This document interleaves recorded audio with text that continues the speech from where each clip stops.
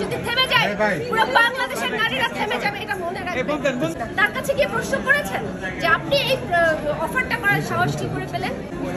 আপনি কিন্তু তাকে নিয়ে একটা প্রশ্ন করেন নাই, একটা সাংবাদিক তাকে নিয়ে প্রশ্ন করেন নাই।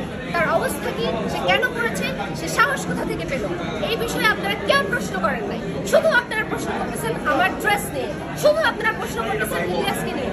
কেন? সে কোথায় গেল? তাকে নিয়ে কথা বলছেন না কেন?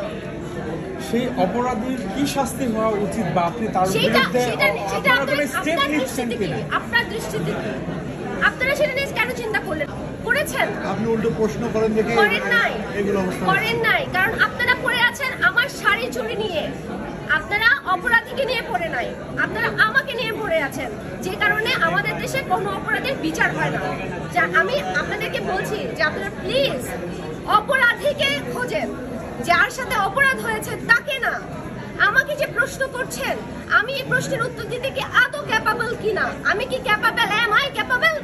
I am not a capable person right now to answer all questions. Answer.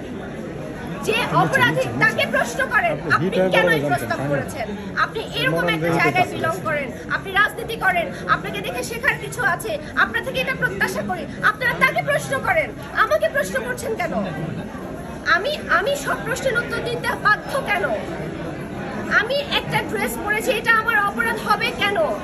আমি একজনের কথা ধরেই নেন আমি ফাঁস করেছি, আমি যদি ফাঁস করে থাকি সেটা অপরাধ হবে কেন? যে আমাকে এই প্রস্তাবটা দিল সে অপরাধী না কেন? তাকে কেন প্রশ্ন করা হবে না? তাকে কেন প্রশ্ন করছেন না? তার মানে হচ্ছে আপনারা সবাই শাক দিয়ে মাছ ঢাকার চেষ্টা করছেন। একজন ক্রিমিনাল, একজন পারফেক্ট ক্রাইমকে, একটা পারফেক্ট ক্রিমিনালকে আপনারা জাস্ট ধামাচাপা দেওয়ার চেষ্টা করছেন, আমাকে প্রশ্ন করে, আমাকে হেনস্থা করে। আমি কথা বলছি, আমি এখনো কথা বলছি। যেদিন আমি কথা বলবো না সেদিন অন্য কোনো নারীরাও আর কথা বলবে না। আমরা সবসময় দেখেছি যে আমি চুপ আছি, আমি ঠান্ডা আছি, আমি ঘর থেকে বের হই না। আমি বুঝতে পারছি যে আমার সাথে যা হচ্ছে এটা আমি ডিজার্ভ করি না, তারপরও আমি মুখ বন্ধ করে আছি। অপমান হচ্ছে, অপমান বোধ করছি। এইটা সুযোগ আপনারা নিচ্ছেন কেন? আপনারা কেন নিচ্ছেন ভাই? আপনারাই পারেন অপরাধকে ঢাকতে, আপনারাই পারেন অপরাধকে উন্মোচন করতে, আপনারাই পারেন শাস্তির আওতায় আনতে। আর আপনারাই যদি একটা I am not a victim, আমি কিন্তু ভিকটিম না, আমি অন্যায়ের বিরুদ্ধে কথা বলেছি। I am not a victim, আমি আবারও বলছি আমি ভিকটিম না।